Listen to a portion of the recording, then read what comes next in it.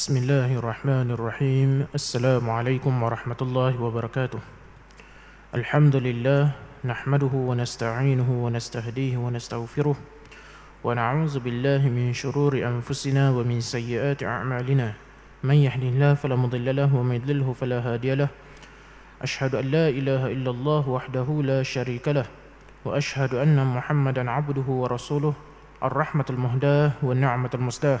والعاقبة للمتقين ولا عدوان إلا على الظالمين سبحانك لا علم لنا إلا ما علمتنا إنك أنت العليم الحكيم قال رب اشرح لي صدري ويسر لي أمري واحلل عقدة من لساني يفقهوا قولي أما بعد.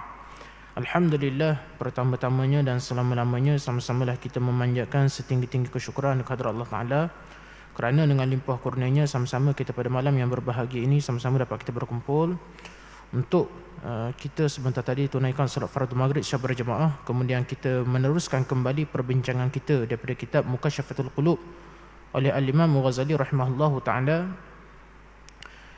iaitulah dalam Al-Mahabbah pada membincangkan tentang perkataan Sahal yang menyebut tanda kecintaan kepada Allah Subhanahu wa taala adalah kecintaan kepada Al-Quran. Tanda kecintaan kepada Allah Subhanahu wa taala dan Al-Quran adalah kecintaan kepada Nabi Muhammad sallallahu alaihi wasallam. Tanda kecintaan kepada Nabi Muhammad sallallahu alaihi wasallam adalah kecintaan kepada sunnahnya. Tanda kecintaan kepada sunnahnya adalah kecintaan kepada akhirat. Tanda kecintaan kepada akhirat adalah dengan membenci keduniaan. Tanda kebencian kepada keduniaan adalah tidak mengambilnya kecuali sebagai bekal dan perantara menuju akhirat. Jadi sebelum ni kita dah terangkan bagaimana maksud tanda kecintaan kepada Allah Subhanahu wa taala adalah kecintaan kepada Al-Quran, dan tanda kecintaan kepada Allah Subhanahu wa taala dan Al-Quran adalah kecintaan kepada Nabi Muhammad sallallahu alaihi wasallam, yang bermaksud orang yang nak membuktikan kecintaan dia kepada Nabi Muhammad kepada Allah Subhanahu wa taala dan Al-Quran mestilah dengan cara dia membuktikan kecintaan dia kepada Nabi Muhammad sallallahu alaihi wasallam. Dan membuktikan kecintaan kepada Al-Quran adalah dengan cara kita menunjukkan kecintaan kita ni melalui pengamalan kita kepada Al-Quran tersebut. Sebagaimana yang kita dah jelaskan sebelum ni, melalui 4 tanggungjawab kita terhadap Al-Quran, iaitu yang pertama membaca Al-Quran. Kemudian yang kedua, tanggungjawab kita kepada Al-Quran selepas kita membaca kita kena memahami.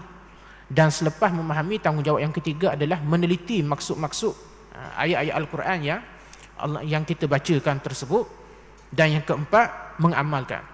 Kemudian tanda kecintaan kepada Nabi Muhammad SAW adalah kecintaan kepada sunnahnya. Dan ni juga kita dah jelaskan sebelum ni, bagaimana di akhir zaman ni orang yang mengamalkan sunnah ni akan dianggap pelik, akan dilihat sebagai pelik, dilihat sebagai ketinggalan zaman, dan dilihat terlalu jumuk dalam beragama. Sedangkan cara moden dalam beragama pada hari ini adalah dibuktikan dengan cara apa? Dengan cara tidak menutup aurat dengan sempurna, solat diketepikan, puasa Ramadan pun kadang buat kadang tidak. Jadi melalui lemahnya pengamalan agama pada hari ini, seakan-akan dilihat itulah cara Islam yang moden. Maka Islam walau moden, walau lapuk, walau apa sekalipun yang kita katakan, tetapi pengamalannya mesti adalah dengan mengikut syariat yang Allah Ta'ala telah turunkan kepada kita. Bukan mengikut dengan nilai pandangan manusia yang memandang suatu benda itu pelik ataupun tidak. Tetapi di akhir zaman, orang yang mengamalkan sunnah ni akan dilihat sebagai orang yang pelik, akan dilihat sebagai mutasyaddidun ataupun orang yang melampau dalam beragama. Sedangkan orang yang tidak melaksanakan agama dengan sepatutnya pula dianggap inilah Islam moderate, Islam yang kata wasati. Kadang-kadang diletakkan kalimah wasati yang kata sederhana. Sederhana dalam beragama ni bukan bermaksud dengan kita meninggalkan sebahagian ajaran Islam dan melaksanakan sebahagian yang lain. Bersederhana dalam beragama ni bukan bermaksud sehingga kita tidak melaksanakan kewajipan-kewajipan syarak yang telah diperintahkan kepada kita dalam bab semayangnya, menutup auratnya, bayar zakatnya dan sebagainya. Tetapi Islam mestilah kita mengamalkan dengan mengikut panduan sebagaimana yang telah ditunjukkan oleh Nabi sallallahu alaihi wasallam. Dan inilah juga antara yang menjadi perjuangan bagi orang Islam di akhir zaman, iaitu beramal dengan sunnah Nabi sallallahu alaihi wasallam. bukan hanya setakat pada pemakaian sahaja, bukan hanya pada tata cara pemakaian sahaja, tetapi pada seluruh akhlak Islamiah yang Nabi ajar, Nabi didik.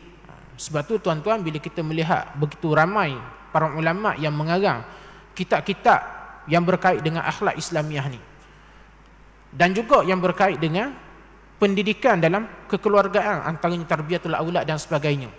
Jadi kerana itulah kita umat Islam pada hari ini nak membuktikan kecintaan kepada Nabi SAW ni adalah dengan cara mengikut jalan yang telah Nabi SAW tunjukkan, bukan sebagaimana yang ditunjukkan oleh orang lain yang tidak berkenaan.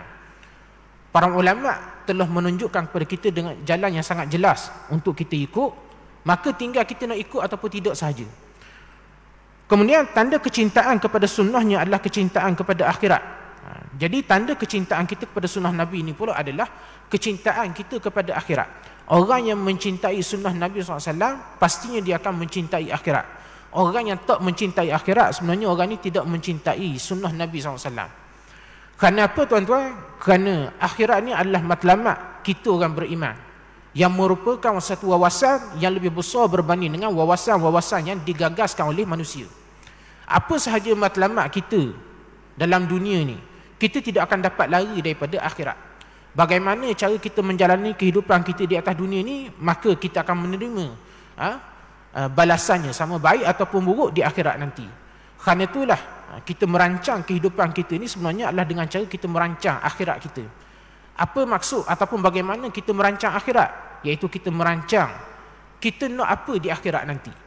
Maka jalanilah kehidupan dalam dunia ni sebagaimana yang sepatutnya kita lalui untuk kita dapatkan hasil di akhirat. Kalau kita benar nakkan syurga, nak bersama dengan Nabi SAW di akhirat nanti, maka sunnah-sunnah Nabi SAW ni mestilah kita kena laksanakan, mestilah kita kena perjuangkan, mestilah kita kena ikut segala ajaran-ajaran Nabi yang Nabi dah ajar. Bukan beriman sebahagian, kufur sebahagian, ikut sebahagian, tolak sebahagian. Sebagaimana yang Allah Ta'ala sebut, afatu'minuna bi ba'dil kitabi wa takfuruna bi ba'd. Adakah kamu beriman dengan sebahagian kitab dan kamu meninggalkan sebahagian yang lain?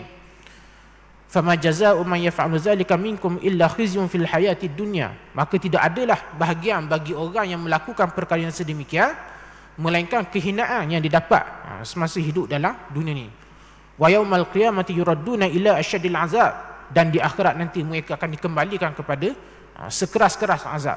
Jadi kerana itulah kita orang beriman membuktikan kecintaan kita kepada Nabi Muhammad SAW, iaitu dengan melaksanakan sunnahnya. Dan tanda kita melaksanakan sunnah Nabi ni pula adalah dengan cara kita mencintai akhirat. Akhirat adalah suatu tempat yang pasti seseorang ni akan kembali. Sebagaimana Allah Ta'ala sebut, wal akhiratu khairun wa abqa. Akhirat ni lebih baik dan lebih kekal. Tidak ada siapa yang boleh lari daripada akhirat ni.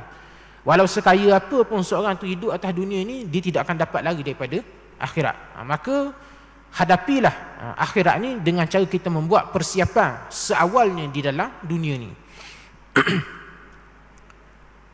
Tanda kecintaan kepada akhirat adalah dengan membenci keduniaan. Jadi bila kita cintakan akhirat ni, maka kena ada kebencian terhadap dunia. Maksud kebencian terhadap dunia ni ialah kita tidak menjadikan dunia ni sebagai matlamat. Bukanlah bermaksud kita benci dunia ni sampai kita tak makan, tak minum, tak peduli kepada ekonomi dan sebagainya, bukan. Maksud benci kepada keduniaan ni adalah kita tidak menjadikan dunia ni sebagai matlamat utama dalam kehidupan kita, sehingga kita mengambil benda-benda yang dilarang, yang diharamkan oleh Allah Ta'ala kepada kita demi nak memenuhi tujuan-tujuan matlamat duniawi kita. Orang yang menjadikan dunia ni sebagai matlamat, dia kebanyakannya akan melakukan perkara-perkara yang diharamkan oleh Islam, membuat perkara-perkara yang dilarang oleh Allah Ta'ala untuk nak memenuhi cita-cita duniawi dia. Ini sebenarnya orang yang telah mengambil sesuatu yang lain sebagai Tuhan dia, selain daripada Allah Ta'ala. Maknanya bila dia semayang, dia sebut Allahu Akbar, maknanya Allah tu maha besar. Maknanya dalam hidup dia ni tak ada dah benda yang lebih besar, lebih utama untuk diikut melainkan perintah Allah Ta'ala. Tapi di luar daripada sembahyang, dibuat sebaliknya. Jadi hak inilah orang kata antara ungkapan-ungkapan dusta orang yang bersembahyang tapi dibuat yang sebaliknya. Dalam sembahyang ngaku Allah Ta'ala yang paling besar, tapi di luar sembahyang diikut hawa nafsu dia. Jadi bila mana kita solat. Ni tuan-tuan suatu perkara yang mesti kita fahami dalam bila kita belajar tasawuf. Bila kita melaksanakan satu ibadat, tidak boleh ibadat tersebut hanya kita pedulikan setakat sah batal sahaja. Tapi juga kita mesti faham, mesti kena menyelami apakah maksud-maksud ibadat yang kita laksanakan tersebut. Mudah-mudahan ibadat ni dia benar-benar memberi manfaat kepada kita. Dia menjadi suatu ibadat yang berkualiti kepada diri kita. Jadi membenci keduniaan bukan bermaksud meninggalkan terus keduniaan tersebut, tetapi maknanya kita tidak menjadikan sehingga perkara-perkara yang haram ni kita ambil juga untuk nak memenuhi matlamat cita-cita duniawi kita. Maknanya dah salah kita nak mengejar dunia ni dalam bentuk kita nak jadi kaya, kita nak berjaya dan sebagainya, tetapi mesti dengan mengikut apa yang telah digariskan oleh syarak, dengan mengikut panduan yang telah Islam turunkan kepada kita ni. Kemudian tanda kebencian kepada keduniaan adalah tidak mengambilnya kecuali sebagai bekal dan perantara menuju akhirat. Ini yang kita maksudkan tadi. Maksud kebencian kepada dunia ni, kita tidak mengambil dalam dunia ni melainkan benda yang kita akan bawa kepada akhirat kita nanti. Jadi segala apa yang kita usahakan semasa hidup di atas dunia ni, semuanya akan disoal di hadapan Allah Ta'ala nanti. Setiap sen belanja kita, duit yang kita belanjakan, yang kita usahakan, akan ditanya daripada mana sumber tersebut, ke arah mana kita belanjakan wang tersebut. Sebab tu tuan-tuan, bila mana seseorang menasihati kita tentang jangan membazir, jangan membeli itu, membeli ini, maka kita kena melihat apakah yang dinasihatkan tersebut. Kalau benar nasihat tersebut, kita kena ikut. Bukannya dengan menggunakan alasan, ni duit aku, kau pandai aku lah, nak guna. Tuan-tuan, ingat, setiap sen yang kita belanjakan di atas dunia ini akan dihisap di hadapan Allah Ta'ala nanti. Tak ada walau satu pun yang akan terlepas, melainkan pasti akan disoal belaka. Jadi kerana itu berhati-hati dengan apa yang kita belanjakan. Harta yang kita miliki sebenarnya bukan mutlak milik kita sepenuhnya. Kalau mutlak sepenuhnya milik kita, pasti harta tersebut tidak akan disoal di hadapan Allah Ta'ala nanti. Tetapi harta yang kita dapat sebenarnya adalah rezeki yang Allah Ta'ala kurnia kepada kita. Pemilik sebenar rezeki tersebut adalah Allah Ta'ala. Dia kurniakan kepada kita untuk kita gunakan dalam dunia ini ke arah yang telah dia jelaskan panduannya melalui Al-Quran dan juga Sunnah. Maka kalau kita belanjakan mengikut suka hati kita, tanpa mempedulikan halal haram jual beli kita, apa yang kita beli itu patut ataupun tidak, maka kita sebenarnya telah mengesampingkan, telah mengenepikan Allah Ta'ala dalam kehidupan kita. Itu berat sebenarnya bagi orang-orang yang tak mempedulikan halal haram. Jadi sebab itulah dalam bab harta dunia ni, kita kena jelas daripada mana harta tersebut datang. Jangan sesuatu harta ni datang kepada kita melainkan melalui sumber yang halal sahaja. Kalau datang daripada sumber yang haram dan syubhah, cepat-cepat tolak. Sebab kita tak mahu kita tersangkut di hadapan Allah Ta'ala nanti bila dihisap harta tersebut. Dan bila dah halal harta yang kita terima pula, mestilah kita kena jaga pula perbelanjaan kita. Jangan boros, jangan membazir, jangan beli suatu benda yang dilarang oleh Allah Ta'ala. Jadi mudah-mudahan benda tersebut tidak menjadi bebanan hisap kita di akhirat nanti.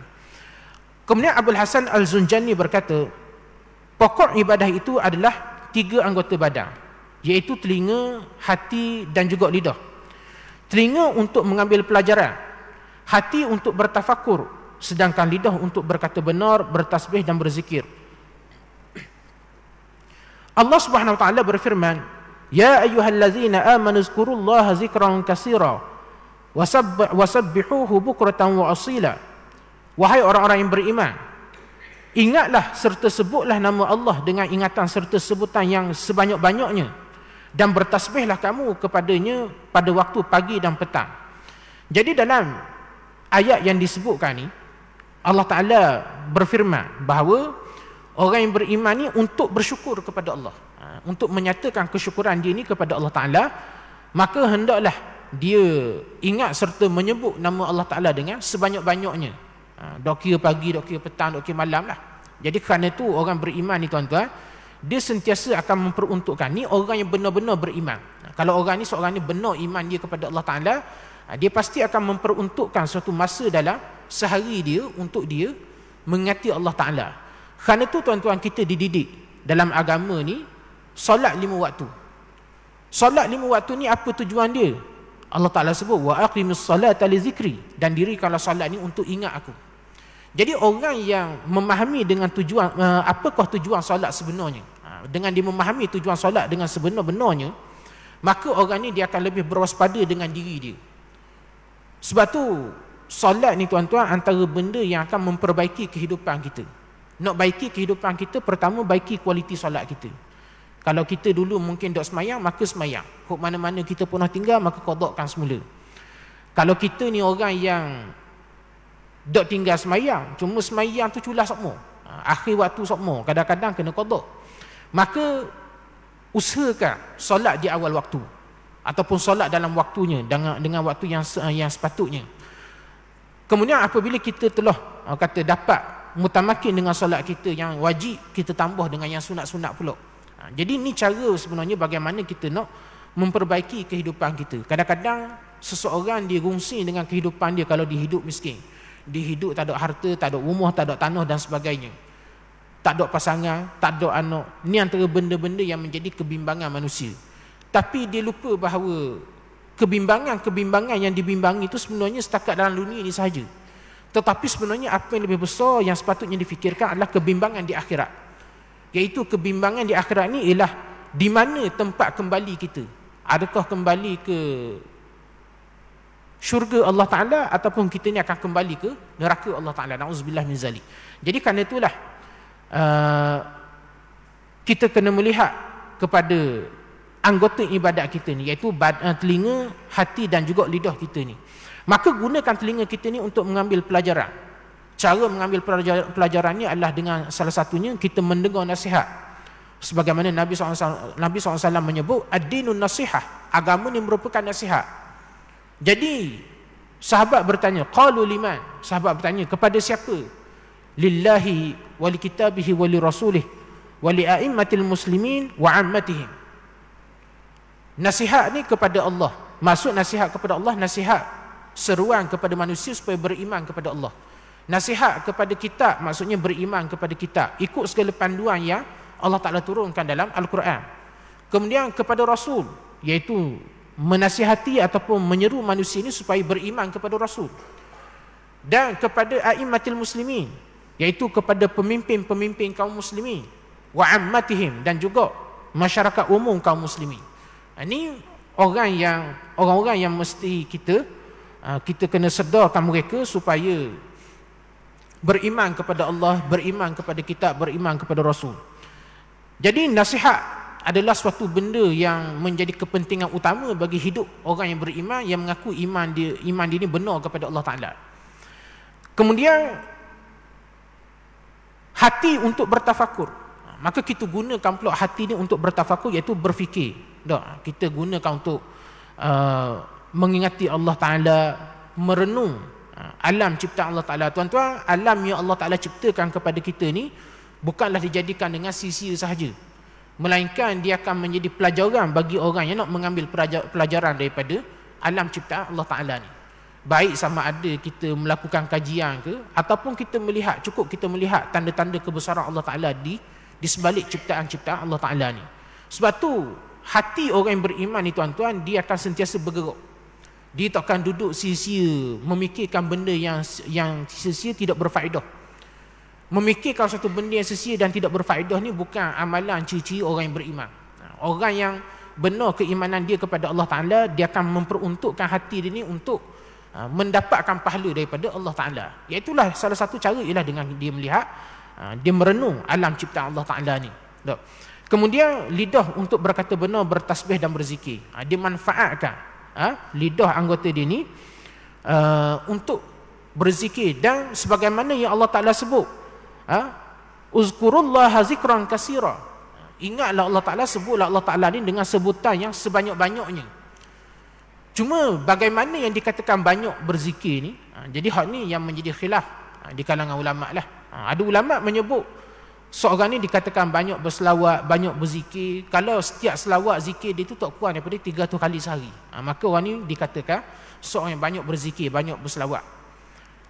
Tetapi di sana ada suatu pandangan yang lain pula, iaitulah tidak ada had batas sempadan.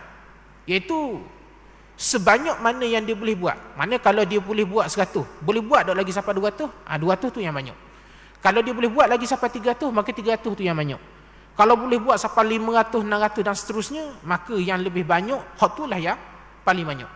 Jadi kerana itulah kita melihat, tuan-tuan, biasa kalau kita bergaul dengan orang soleh, bergaul dengan para awliya illah, kita akan lihat mereka ni, tuan-tuan, sepanjang masa berzikir je. Kadang-kadang sampai tak peduli makan minum pun ada. Nanti kita akan jelaskan pada pengang-pengang yang bawah ni, kita akan ceritakan bagaimana di sana diriwayatkan ada ulama, ada orang soleh yang makannya cuma beberapa hari sekali. Kita ni beberapa kali sehari. Dok. Kadang-kadang kalau kita hitung hari ni, tuan-tuan, sampai 6 kali pun ada orang makan. Dok. Bangun pagi, celek mata tu makan. Kemudian pukul 10 makan pulak. Tu kira dok tahulah nak kata makan pagi ke guana, dok. Pukul 12, pukul 1 tu makan pulak, tu makan tengah hari. Lepas tu petang lepas asar ada makan pulak. Malam ada dinner. Lepas tu ada supper pulak. Tengah-tengah malam nak tidur tu ada lagi makan. Jadi banyak sungguh makan. Cuma dengan banyaknya makan ni, adakah menjadikan kita ni orang yang banyak berzikir? Tu isu dia. Kalau kita melihat amalan orang soleh ni, tuan-tuan, mereka kurangkan makan. Bahkan mereka ni melazimi puasa. Dulu kalau tuan-tuan ingat, ketika mana kita membincangkan tentang perbezaan di antara sifat orang munafik dengan orang mukmin, sebagaimana yang disebut dalam hadis Nabi SAW, Nabi menyebut perbezaan. Ni perbezaan yang pertama. Antara perbezaan orang beriman dengan orang munafik ni adalah, orang beriman ni kesukaan dia ialah berpuasa. Berpuasa. Manakala orang munafik ni pula, dia suka makan macam binatang, Nabi sebut. Maksud makan macam binatang tu macam mana? Melampau-lampau. Melampau sangat dalam makan. Hatta sehingga menjadikan pertandingan makan. Pertandingan masak boleh tahan lagi. Pertandingan makan. Siapa makan paling banyak dan sebagainya. Sedangkan Allah Ta'ala menyebut, kulu washrabu wala tusrifu. Makanlah, minumlah. Wala tusrifu. Dan jangan melampau-lampau. Jadi orang beriman ni, tuan-tuan, sifat makan dia ni, sebagaimana yang kalau kita nak tengok contoh terbaik dalam bab makan ialah Nabi SAW. Nabi SAW makan ketika lapar, berhenti sebelum kenyang. Kita dok dalam lapar lagi makan dah. Kenyang pun dok berhenti lagi. Nabi jaga makan, kita asal jaga makan, asal jaga makan. Tu beza kita. Nabi makan sikit, kita sikit-sikit makan, sikit-sikit makan. Jadi banyak sangat makan. Sebab itulah, tuan-tuan, Nabi benda dia makan jadi ubat. Jadi ubat kepada dia. Kita ubat jadi makanan kita. Dah banyak sangat penyakit sebab makan, gitulah jadinya. Dan memang penyakit ni, tuan-tuan, dia berpunca daripada perut. Sebab tu Islam dia menggalakkan kita berpuasa. Orang Islam ni, tuan-tuan, walaupun hari ni kita tengok macam-macam penyakit, kanser tu, kanser ni, buah pinggang, jantung, kolesterol dan sebagainya. Tapi tuan-tuan, di sebalik yang demikian, orang Islam ni terkenal sebagai umat yang sihat berbanding dengan orang lain, berbanding dengan penganut agama lain, kerana kita ada puasa Ramadan. Apatah lagi bagi orang yang melazimi puasa-puasa sunat. Sebab tu, tuan-tuan, kita melihat orang soleh, mereka suka berpuasa sunat. Kerana dengan berpuasa ni, dia akan melemahkan hawa nafsu kita, melemahkan nafsu syahwat kita. Bila kita lemah nafsu syahwat kita, maka iman kita meningkat. Bila iman kita meningkat, itu yang akan memudahkan kita beribadat. Hal yang sama juga berlaku bila mana Allah Ta'ala mensyariatkan puasa dalam bulan Ramadan. Yang mana kita ni, tuan-tuan, kalau sebut Ramadan kau, maka pertama yang kita akan terbayang ialah puasa. Bila sebut puasa, tak boleh makan. Bila sebut tak boleh makan, kita pun mula meracau. Kita mula rasa tak senang hati. Kadang-kadang ada orang sebelum puasa tu, dia dah mula melakukan misi membalas dendam untuk puasa. Sebelum puasa dia akan target restoran mana dia akan pergi dulu sebelum puasa. Kira puasa dia dah nak pergi dah. Padahal bulan puasa dia pergi juga, cuma belah malam je. Siang je dah nak pergi, malam boleh pergi je. Lepas Ramadan, qada balik. Misi qada pula. Hok makan-makan, dia tak makan siang hari tu.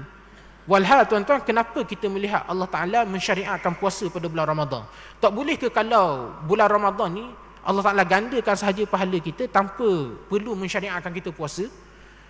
Tetapi Allah Ta'ala maha bijaksana dalam menentukan sesuatu amalan hamba-hamba dia. Tuan-tuan, Allah Ta'ala mensyariatkan puasa ni kepada kita pada bulan Ramadan kerana nak suruh kita ni mengambil peluang yang sebanyaknya dalam bulan Ramadan ni.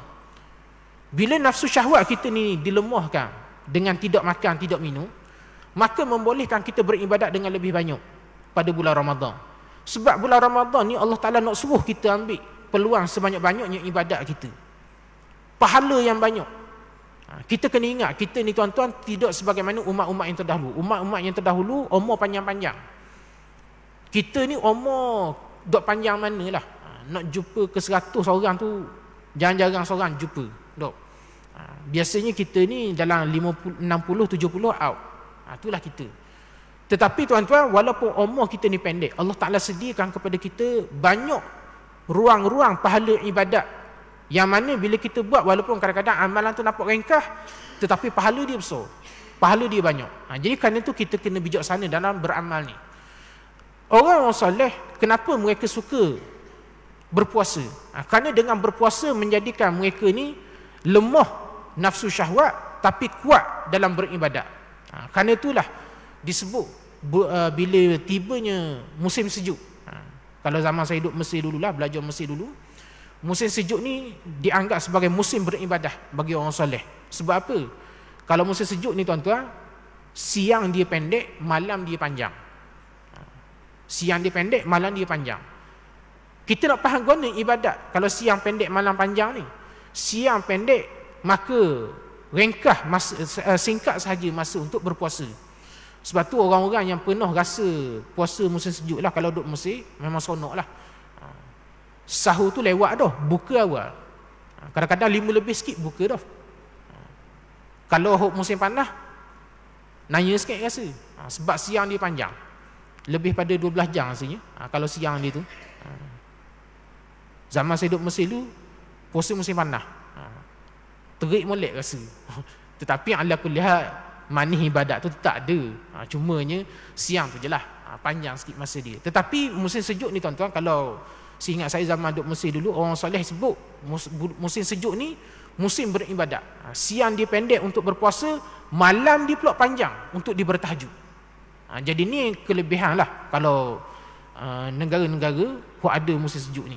Jadi orang soleh ni tuan-tuan, kita akan lihat mereka memperuntukkan masa mereka untuk beribadat, dan mereka akan melakukan segenap perkara yang boleh menjadikan mereka ni cergas beribadat. Antaranya ialah berpuasa. Orang yang berpuasa ni tuan-tuan, dia akan cergas beribadat. Kita merasai benda tu. Kita merasai benda tu pada bulan Ramadan. Kalau saya perasan tak, pada bulan Ramadan kita dapat beribadat dengan banyak. Kita boleh tadarus, kita boleh hadir solat berjemaah, kita boleh khatam Quran, kita boleh bertarawih, bahkan boleh tahajud malam. Bulan-bulan lain boleh bangun tahajud malam, melainkan bangun nak tengok bola, final EPL. Tu lah kalau bangun pun. Dok. Kalau dok bangun kecil, lepas tu sama tidur semula.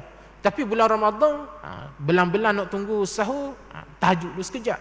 Jadi maknanya tuan-tuan, bila kita meneliti perjalanan jadual ibadat kita pada bulan Ramadan, kita akan dapati sebenarnya pada bulan-bulan biasa pun sebenarnya kita boleh bangun tahajud. Kita sebenarnya boleh khatam baca Quran ni. Kita boleh berpuasa dan sebagainya. Kita boleh bayar zakat. Cumanya benda-benda ni berlaku dengan sebab apa?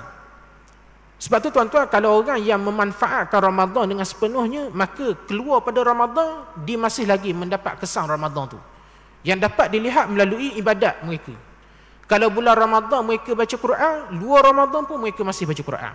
Kalau dalam Ramadan mereka tahajud malam, di luar Ramadan pun mereka masih bertahajud malam. Kalau di bulan Ramadan mereka banyak berselawat, berzikir dan sebagainya, maka begitulah juga hal keadaan dia di luar Ramadan. Tapi bagi orang yang menganggap Ramadan ni hanya suatu bulan yang mereka kena berpuasa semata-mata, maka di luar, sebelum Ramadan, di dalam Ramadan dan selepas Ramadan, dia tidak akan ada apa-apa perbezaan. Sebab tu tuan-tuan, orang yang memasuki Ramadan ni ada pelbagai jenis manusia, ada pelbagai jenis ragam. Ada orang yang dimasuk Ramadan dengan penuh persediaan. Mana dia dah berlatih dengan puasa-puasa sunat, dia dah bangun berlatih tahajud malam, dan dia dah ready dengan khatam Al-Quran. Maka bila dia masuk Ramadan ni orang kata menjadi satu benda yang mudah bagi mereka. Tapi bagi orang yang memasuki Ramadan dengan perasaan malas, bahkan kadang-kadang ada orang masuk Ramadan dengan perasaan tidak suka kepada Ramadan, hanya sebab semata-mata tak boleh makan siang, tu je tak sukanya. Maka apabila dia masuk Ramadan, bila dia melangkah masuk ke dalam bulan Ramadan, tidak ada apa-apa perbezaan bagi dia ni, melainkan cuma penat lelah sebab kena puasa, tu je lah. Tapi bila malam ni dia tidak akan sibuk nak bertarawih, dia tak akan sibuk nak baca Quran, dia tak akan sibuk nak melaksanakan ibadat-ibadat. Jadi kesan dia akan dilihat selepas Ramadan nanti. Mana lepas habis Ramadan, kita akan lihat orang yang bersedia dengan Ramadan ni, di luar Ramadan dia masih mampu mengekalkan momentum-momentum yang didapat semasa dalam Ramadan. Tapi bagi orang yang memasuki Ramadan dengan perasaan malas tadi, dengan perasaan tak suka, maka dia dapat kegembiraan dia masa raya tu je lah. Tapi di luar, selepas daripada tu, dia tidak ada lagi perasaan gembira dan nikmat dalam melaksanakan ibadat. Jadi ni suatu kerugian. Sebab tu ada orang dia mendapat Ramadan hanya pada bulan Ramadan, ada orang dia mendapat Ramadan sepanjang tahun. Maksud mendapat Ramadan sepanjang tahun ni macam mana? Daripada sebelum Ramadan, selepas Ramadan, semasa Ramadan dan selepas Ramadan, sehinggalah dia bertemu pula Ramadan yang akan datang, ibadat dia orang kata kekal maintain. Maknanya cuma pada bulan Ramadan tu nampaklah peningkatan dia. Jadi kerana itulah kita orang beriman ni mesti menjadikan banyak berzikir ni sebagai suatu amalan kita, bukan suatu benda yang kita buat bila ada masa. Tuan-tuan, kalau kita nak menunggu ada masa baru nak berzikir, baru nak buat ibadat, percayalah kita tak akan jumpa masa tu.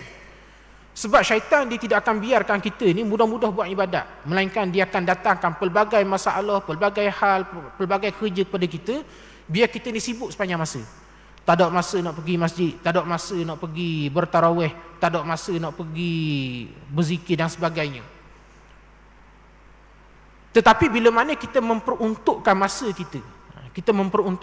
kita untuk berzikir dan sebagainya, maka kita akan ada peluang untuk beribadat kepada Allah Ta'ala ni. Sebab tu ibadat jangan kita tunggu ada masa baru nak beribadat, tapi kena luangkan masa untuk beribadat. Dan di sana kita akan melihat bagaimana Allah Ta'ala akan mempermudahkan urusan kehidupan kita. Tuan-tuan, bila kita mempermudahkan urusan kita untuk beribadat kepada Allah, maka Allah Ta'ala juga akan mempermudahkan urusan kehidupan kita. Kalau kita menyusahkan diri kita untuk beribadat, maksudnya kita mencipta pelbagai alasan dan halangan untuk tidak membolehkan kita beribadat. Kita cipta alasan untuk tidak solat berjemaah, kita cipta alasan untuk tidak baca Quran, kita jadikan alasan untuk tidak bangun tahajud malam dan sebagainya, maka kita akan lihat akan berlaku banyak sekatan-sekatan halangan dalam urusan kehidupan kita. Sebab tu kalau nak cerita tuan-tuan tentang berkenaan dengan solat berjemaah, istiqamah solat berjemaah, kebetulan semalam saya baru dapat berita kematian ada seorang ahli jemaah masjid tempat saya biasa berkuliah lah, dekat dekat masjid kampung Bukit Gasing, dekat Marang. Di sana tuan-tuan, dia ada seorang anak yatim piatu, seorang syndrome Down. Dia ni adik kepada arwah sahabat isteri saya. Dan dia ni tuan-tuan, memang saya ingat saya start kuliah situ tahun 2016 lebih kurang gitulah. Sampalah sekarang ni. Tapi setiap kali saya kuliah situ, dia tak pernah miss ada semua. Tak pernah miss. Dan begitu juga solat 5 waktu yang lain. Ni jemaah lain pula ceritalah. Solat 5 waktu yang lain, subuh, zuhur, asar, maghrib, isyak, dia sentiasa ada. Dan dengan sebab tu tuan-tuan, sebelum puasa hari itulah, pihak masjid bawa dia ni pergi melaksanakan umrah. Cuma dalam sebulan baru ni tak jumpa dia. Cuma saya pula tak teringat nak tanya mana menghilang dia ni. Rupa-rupanya semalam baru saya dapat berita, ada pelajar saya beritahu dia ni rupanya dah meninggal dah. Tapi tuan-tuan, dalam keadaan sindrom Down dia, maknanya dia bukan seorang yang sempurna lah. Tapi dia tetap istiqamah hadir solat berjemaah 5 waktu dekat masjid. Dan kadang-kadang kita ni pula tuan-tuan, kadang-kadang kita sempurna cukup sifat ni kadang-kadang rasa malu. Sebab dalam keadaan cukup sifat kita ni, kadang-kadang kita nak istiqamah 5 waktu ni payah. pelbagailah alasan kita, kerjalah, itulah, ini dan sebagainya. Tapi kalau nak pergi ke lain, kita tak ada masalah. Nak pergi Kenduri, kalau sampai Pulau Pinang kita boleh sampai. Kalau Kenduri dekat Johor kita boleh pergi. Kenduri dekat Sabah kita naik flight. Tapi masjid Bira Rumah kadang-kadang tak siapa-siapa. Setahun tak siapa bersekali. Jadi ni orang kata benda-benda yang perlu kita perhalusi. Sebab tu saya tertarik bila ada sahabat saya sebut, bila saya ceritakan benda tu lah, dia sebut sebenarnya OKU ni kita, bukan dia yang OKU. Budak tu dia memang OKU, tapi 5 waktu sehari boleh sapa ke masjid. Kita ni pula dok OKU tapi tak boleh sapa. Sebenarnya kita ni orang OKU, bukan dia yang OKU sebenarnya. Jadi sepatutnya ni sebagai muhasabah lah, muhasabah. Dan saya diberitakan semasa hari dia meninggal tu tuan-tuan, masjid penuh, masjid melimpah orang sembahyang jenazah dia. Walhal dia cuma seorang OKU. Dia bukannya Tok Imam, bukan Tok Bilal, tapi seorang OKU. Tapi kerana orang kata keikhlasan hati dia, cinta dia kepada rumah Allah Ta'ala ni tuan-tuan, Allah Ta'ala kurniakan orang kata kebaikan, husnul khatimah kepada dia. Orang kata, diceritakan masa solat jenazah dia pun ramai orang, dan ketika di tanah perkuburan pun ramai juga orang ziarah dia, orang-orang hantar dia tu. Walhal dia bukannya orang yang orang kata ada jasa besar ke macam mana, tidak. Tapi begitulah bila mana Allah Ta'ala memuliakan hamba-hamba dia. Tak kira siapa, ni seorang yang syndrome Down, OKU, anak yatim piatu. Tapi tuan-tuan tengok, bila Allah Ta'ala nak jemput dia ke rumah dia di Baitullah Al-Haram, mula-mula ada boleh siapa? Orang sponsor. Dan kita pun tahu banyak cerita-cerita sedemikian tak? Orang yang tidak ada apa-apa boleh sampai ke Mekah buat umrah bila hati dia ikhlas. Orang yang banyak pitih kadang-kadang tak siapa-siapa pun. Hok siapa ada juga, tapi maknanya itulah kita nak cerita bila mana hati seorang ni dia bulat ikhlas kepada Allah Ta'ala. Bila dia ikhlas dengan Allah Ta'ala, maka Allah Ta'ala akan buka segala pintu rezeki kepada dia. Tuan-tuan, boleh hadir ke masjid ni adalah rezeki sebenarnya. Boleh hadir ke masjid, boleh berjemaah, boleh duduk belajar dengar, ni adalah suatu rezeki. Kita jangan memandang rezeki hanya setakat pitih wang ringgit, tanah, rumah, kereta, hak tu je rezeki. Bukan. Bahkan sebenarnya dapat duduk dalam majlis ilmu ni juga adalah rezeki. Kerana tak ramai orang yang Allah Ta'ala beri peluang kepada mereka. Dan bila mana Allah Ta'ala membuka peluang kita duduk dalam majlis-majlis ilmu ni, sebenarnya ni antara tanda Allah Ta'ala nakkan kebaikan kepada kita. Sebagaimana yang Allah Ta'ala, yang Nabi SAW sebut, "May yuridillahu bihi khairan yufaqihu fid din." Siapa yang Allah Ta'ala nakkan kebaikan kepada dia, maka akan diberikan kefahaman agama.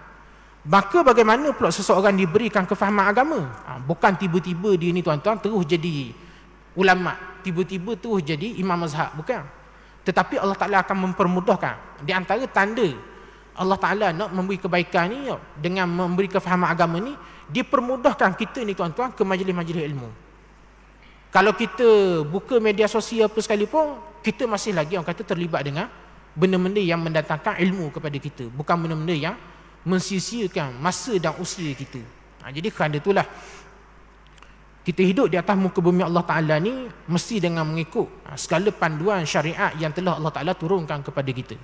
Kalau kita tidak menjadikan agama ni sebagai panduan kita, maka kita akan beransur-ansur menjadi seperti mana penganut agama lain yang menjadikan agama ni hanya sebagai satu bahan anutan, tapi bukan untuk satu ikutan. Tapi kita Islam ni adalah suatu cara hidup. Maka biarlah cara hidup kita ni berbeza dengan orang bukan Islam. Jadi saya rasa cukup sahaja untuk perkongsian pada malam ni. Mudah-mudahan segala apa disampaikan ni memberi manfaat kepada yang bercakap dan yang mendengar. Mudah-mudahan Allah Ta'ala menjadikan kita ni di kalangan hamba-hamba dia yang istiqamah pada jalan agamanya.